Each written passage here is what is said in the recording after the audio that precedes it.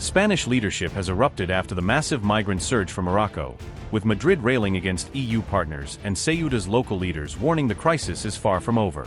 Ceuta's president says the situation in the enclave is still not normal, even after most migrants were sent back, stressing that the tiny territory remains under enormous humanitarian and security strain. From the Prime Minister's office to the Interior Ministry, Spain has blasted the EU response as selfish, unsupportive, and irresponsible, accusing some member states of playing domestic politics instead of showing solidarity over the Ceuta crisis. Ceuta has not returned to normal. We are not in a state of normalcy. There are still several thousand people in Ceuta who must be returned, and the atmosphere among the population of Ceuta remains marked by unease and concern. We are pleased that yesterday the returns to their countries of origin of those who had entered Ceuta en masse and irregularly began with considerable intensity.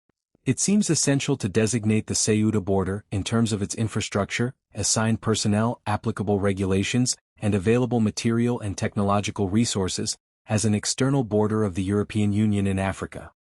The government has an obligation to respond regarding Morocco's actions. We have the right to know what has happened.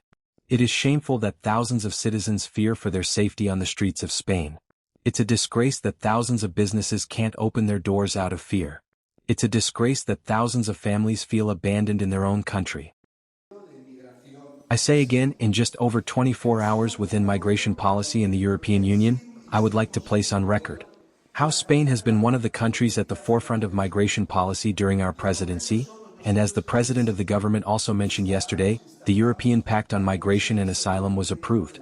We have been a model in the European Union, and we continue to be a model in addressing migration policy as a whole, and specifically, we are the ones who established and installed the external dimension within migration policy.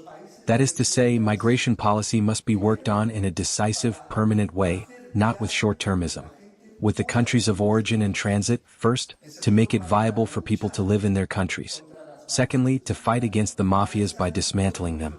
That is where all our efforts have been focused for years in Morocco, Mauritania, Senegal, Niger, and Gambia, with significant reductions in irregular departures of more than 40% in recent years.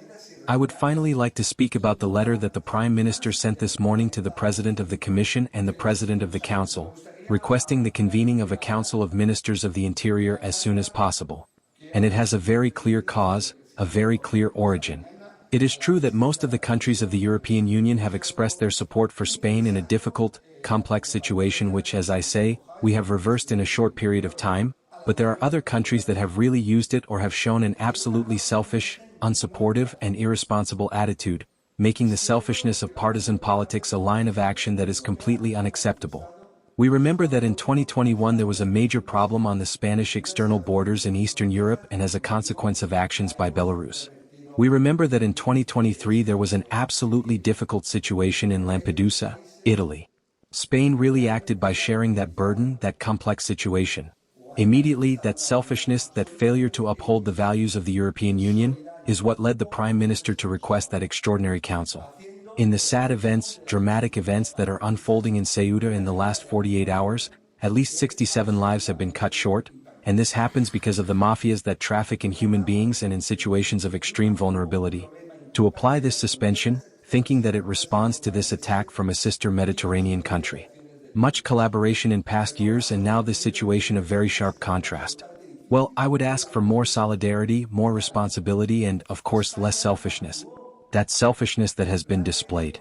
I think that beyond the ignorance, because I have said that it is known that Ceuta, obviously, is not Schengen.